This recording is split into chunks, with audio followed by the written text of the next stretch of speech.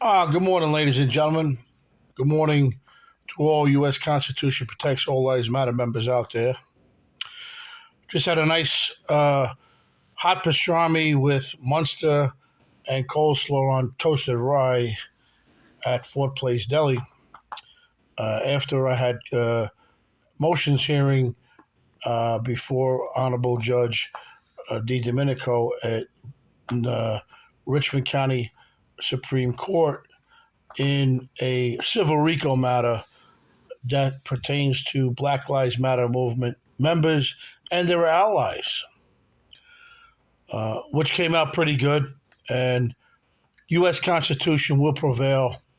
These individuals will be brought to justice, and for attacking an Italian American owned company, both a farm sales company, a farmer, grower, shipper, packer, and trucking company, Raz Trading LLC, we will prevail.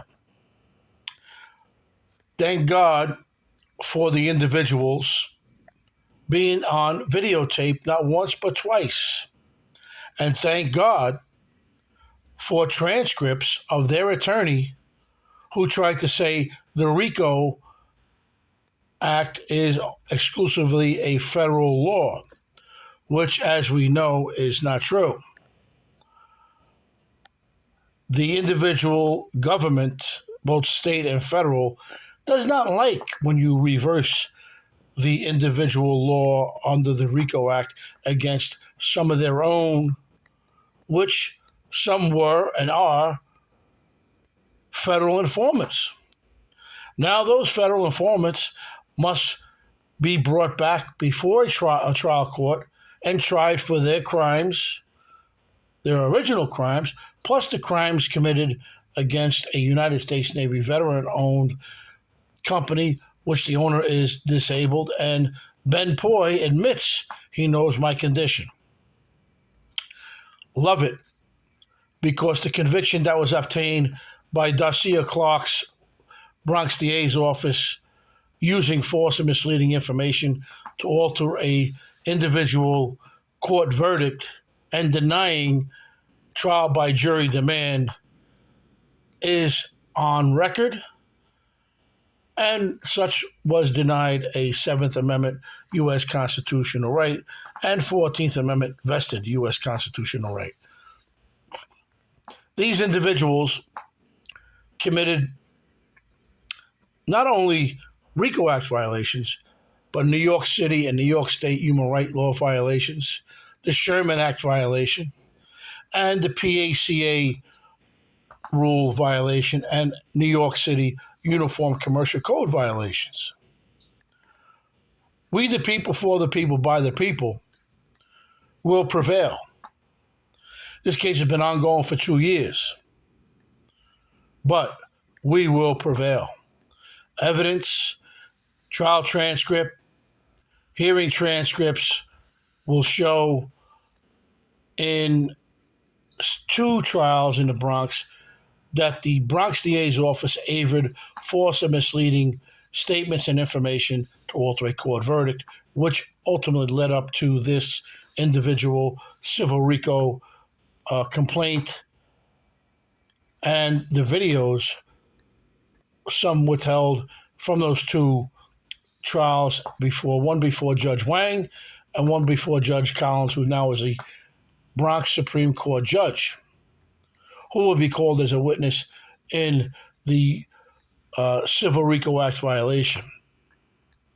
We praise the U.S. Constitution, and we praise all the individuals who committed those violations and caught on tape, and we praise the fact that they are Black Lives Matter members, associates of Black Lives Matter, and also allies to Black Lives Matter, which are Latinos.